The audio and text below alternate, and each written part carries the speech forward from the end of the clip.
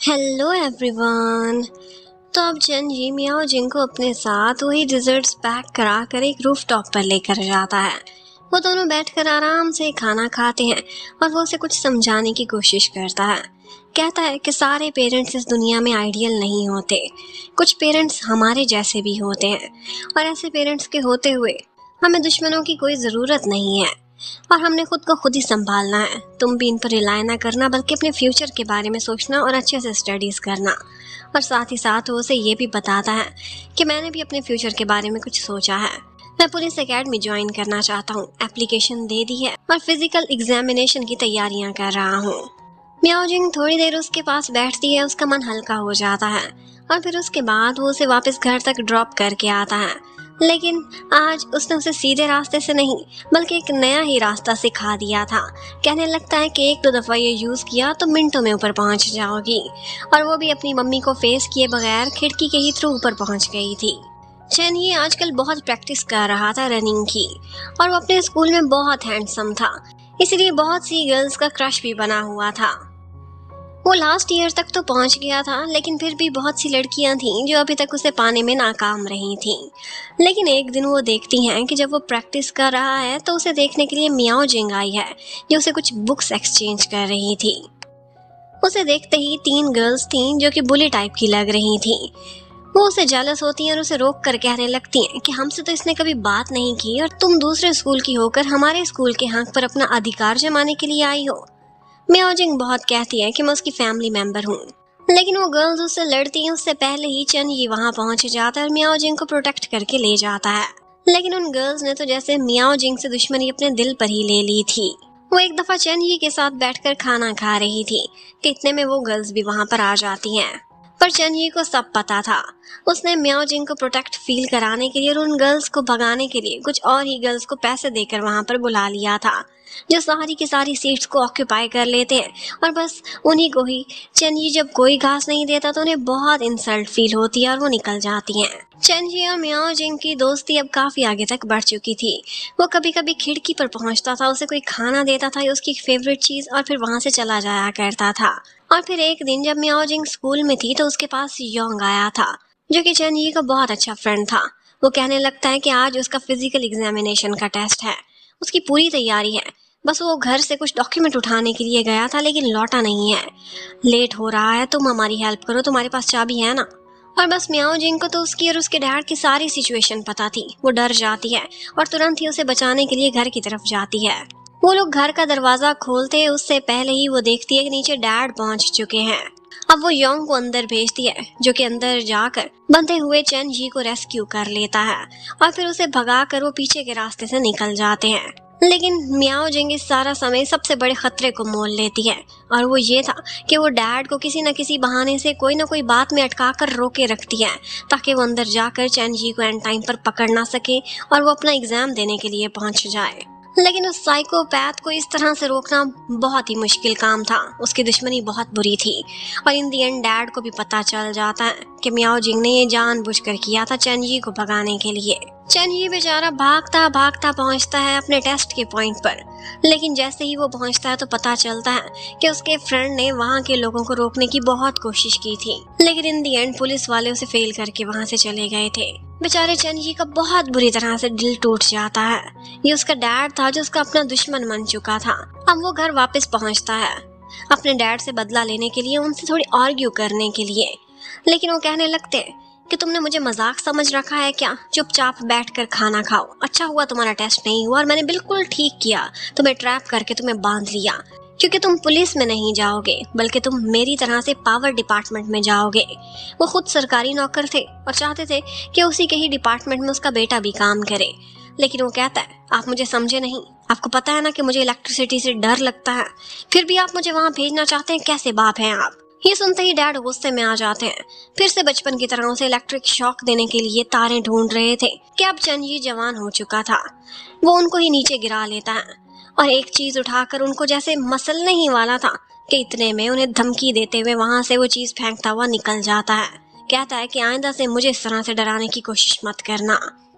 Dad को हमेशा से उससे नफरत थी। वो उसे एक ही ताना देते थे, कहते थे कि तुम्हारी एक भी चीज मुझ पर नहीं गई, कोई आदत नहीं, तुम्हारा एक बाल भी मुझ जैसा नहीं, मुझे तो लगता है तुम्हारी माँ ने मुझसे धोखा किया है।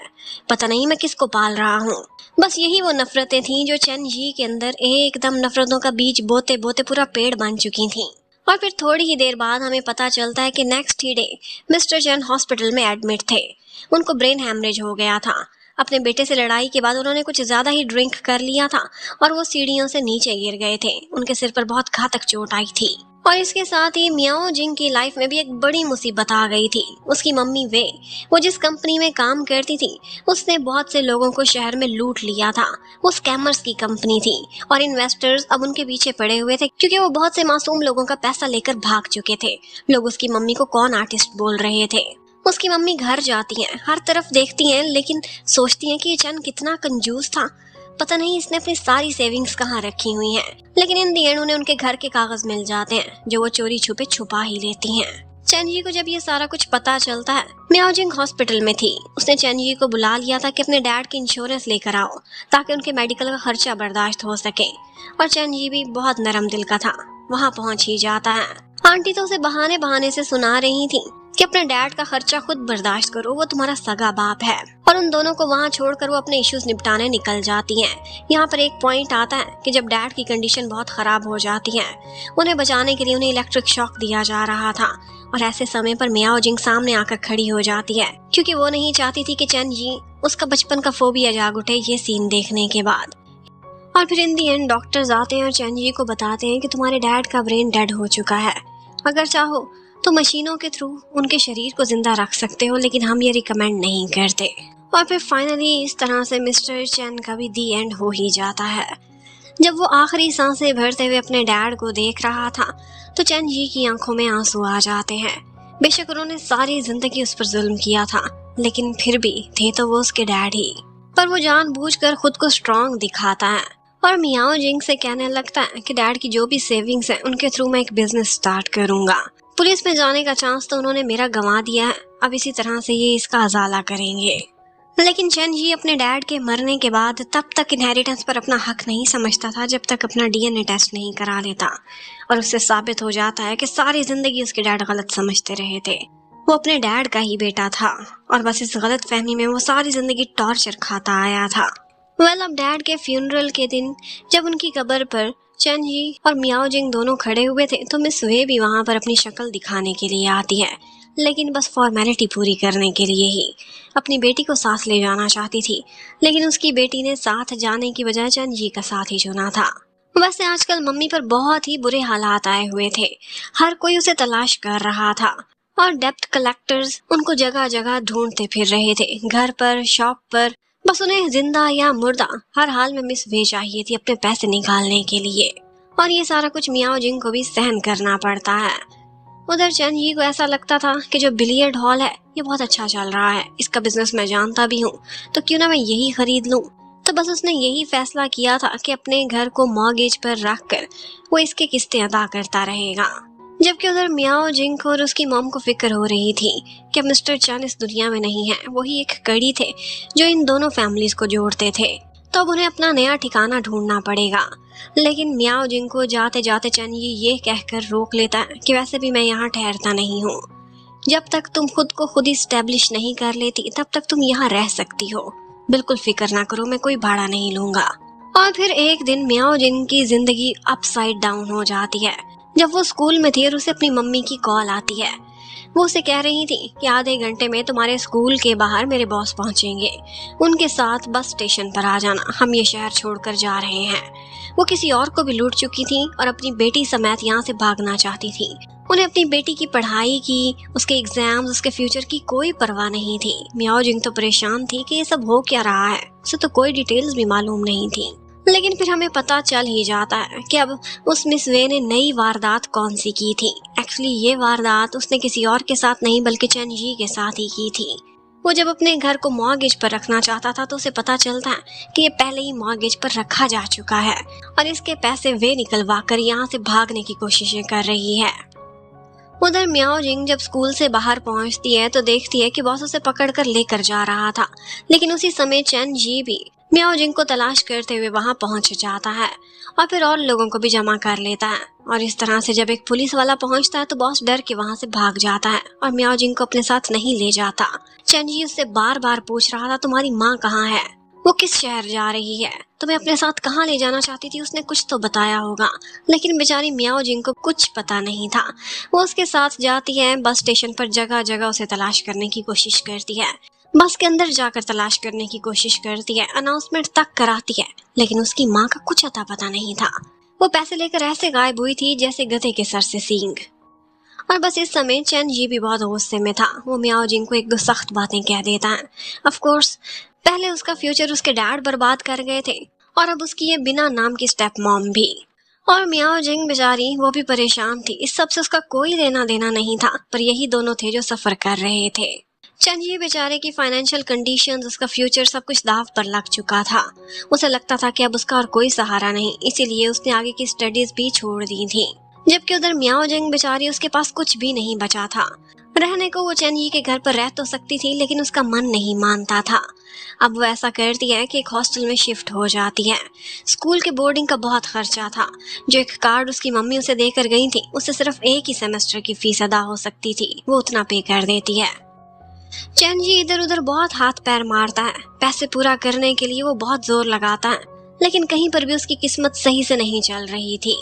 इन दी एंड उसके ये हालात आ गए थे कि एक दफा वो गार्बेज में से कुछ चीजें चुन रहा था और यहीं पर ही उसे एक आदमी दिखाई देता है जो कि छुप कर बैठा हुआ था और जख्मी भी था। वो उसे अपनी वॉच देता है और कहता है, किसी को मेरा नाम बताना। और इतने में उसके ओपोनेंट्स जो कि गैंगस्टर्स दिखाई दे रहे थे, वो उसे तलाश करते हुए आते हैं, लेकिन चेनजी उन्हें गलत रास्ता दिखा देता है। वो बूढ़ा आदमी उसे कहता है कि अगर कभी तुम्हें मेरी मदद की जरूरत हो तो डिस्ट्रिक्ट 7 में पहुंच जाना। तुमने मेरी जान बचाई है, मुझ पर तुम्हारा बड़ा एहसान है, और जब मैं ठीक ठाक हो जाऊंगा तो तुम्हें पता चलेगा कि मैं क्या चीज हूँ। चेनजी तब उसकी बातों को सीरियस नहीं लेता और फिर अपने रास्ते निकल जाता है। उधर मियाओ जिंग बेचारी के हालात तो इतने ज्यादा खराब थे कि उसके पास कुछ खाने पीने को भी ढंग से बचा नहीं था। वो फिर से अपना कार्ड चेक करने जाती है कि शायद मम्मी ने कुछ पैसा डलवा दिया हो, लेकिन ये कार्ड चेक करते करते इस कार्ड की ओनर का नाम ऊंची आवाज में बैंक वाली ले देती है और फिर सबको पता चल जाता है कि मियाओ जिंग ही वे की बेटी है। वो लोग मियाओ जिंग को पकड़ लेते हैं, उसे हरास करने की कोशिश कर रहे थे, लेकिन इतने में चेनजी यहाँ पर आता है, उसका साथ देता है। उन लोगों से उसे डॉज कराता हुआ अपने साथ ले जाता है और कहता है कि मैं इससे सारे बदले बराबर कर लूंगा, इसने मेरा सबसे ज्यादा पैसा खाया है। लेकिन एक्चुअली ये सारा कुछ तो वो उसे दूसरे लोगों से बचाने के लिए कर रहा था। लेकिन इन दी एंड सब लोगों के सामने भीड़ में भी ये साबित हो जाता है कि उसकी मॉम मियाओ जिंग का नंबर भी नहीं उठा रही थी। उधर मियाओ जिंग बेचारी रूखी सूखी बस एक ब्रेड खाती थी और उसी से ही अपना पेट भरती थी। सबसे ये छुपा कर रख रही थी। मौसम भी बदल रहा था और जब उसे कपड़े चाहिए थे तो वो जाती है और फिर खिड़की से ऊपर चढ़कर अपनी अलमारी चेक कर रही थी कि इतने में चेनयी उसके सर पर एक जोरदार डंडा दे मारने ही वाला था कि फाइनली वो बच ही जाती है। और फिर जाते जाते उसका जब वो बैग खींचता है तो पता चलता है कि उसमें बहुत सारे टिन्स थे और वो रिसाइकलेबल आइटम्स इकट्ठी करके अपने खाने पीने का खर्चा पूरा कर रही थी। ये देखते ही उसे बेचारी पर बहुत दया आती है। वो थोड़ी देर बाद जाता है और हॉस्टल में उसके नाम से कोई चीज सबमिट करा देता है। वो एक बैग था। वो समझती है कि ये बैग मुझे मेरी मम्मी ने दिया है, लेकिन अंदर से कुछ गर्म कपड़े निकले थे और पता चलता है कि ये बैग उसे चेनयी ने भेजा है। अब उनकी आपस में पहले एक दफा नोक-झोंक हो चुकी थी तो उसे बहुत गुस्सा आता है। वो वही बैग उसे लौटाने के लिए पहुंच जाती है। वो पार्ट टाइम में मैकेनिक का काम किया करता था। यहाँ पर भी उन दोनों की लड़ाई होती है। मियाओ जिंग ये कहती हुई वो बैग फेंक कर चली जाती है कि मुझे तुम्हारी भीख की जरूरत नहीं है, और वो भी सोचता है कि मुझे तो इसके बारे में अच्छा सोचना ही नहीं चाहिए था। लेकिन इतने में उसके फ्रेंड्स उसे बताते हैं कि क्या तुम्हें पता है जिस दिन तुम्हारा फिजिकल एग्जाम का टेस्ट था तो यही मियाओ जिंग थी जिसने तुम्हारे डैड को डिस्ट्रैक्ट किया था, और पता है उसने कितना बड़ा खतरा मोल लिया था। जब तक तुम वहां से भाग नहीं गए थे उसने उसे बातों में लगाए रखा था। ये सुनते ही अब चेनयी का दिल पिघल जाता है। वो मार्केट में उसे तलाश करने निकल जाता। उसे पता था कि वो टिन पैक इकट्ठी करती हुई कहीं ना कहीं मुझे मिल ही जाएगी, और फिर ऐसा ही होता है। और यहाँ पर भी उसे पता चलता है कि मियाओ जिंग के पीछे 3 अंकल्स पड़े हुए हैं जो उसे बुली कर रहे थे। उसकी मॉम की वजह से उसे जगह जगह तंग करते थे। मियाओ जिंग कहती है कि तुम भी इनसे ना लड़ना, और मैं तो लड़ने की हिम्मत ही नहीं रखती। लेकिन चेनयी कहाँ बाज आने वाला था। वो बाद में उन अंकल्स के घर जाता है और उनकी ठीक ठाक ठुकाई लगाता है और अब पुलिस स्टेशन पड़ा हुआ था। और उसकी एक ही तो रिलेटिव थी और वो थी मियाओ जिंग। उसको कॉल करके बुला लिया जाता है। मियाओ जिंग कहती है हम आपस में कुछ नहीं लगते, ये झूठ बोल रहा है। इसके डैड और मेरी मम्मी एक हुआ करते थे, पर इसके डैड टपक गए और मेरी मम्मी भाग गई। और बस उन अंकल्स को ये लगता था कि इसकी माँ भी एक कॉन आर्टिस्ट थी और ये भी ऐसी सी ही है। पर एक पुलिस ऑफिसर वहां पर बहुत ही काइंड पर्सन दिख रहा था। उसकी गर्लफ्रेंड उससे मिलने के लिए आई हुई थी, तो ऐसा करता है कि उसकी गर्लफ्रेंड को बोलता है कि प्लीज इस लड़की को भी घर तक छोड़ देना, क्योंकि रात हो रही थी। और जब वो दोनों वहां से वापस जा रही थी तो मियाओ जिंग से वो उसकी कॉन्टेक्ट इन्फॉर्मेशन भी ले लेती है। और बस यहीं पर ये पार्ट खत्म होता है। नेक्स्ट क्या होगा ये देखने के लिए stay connected. Thank you for watching. Bye bye.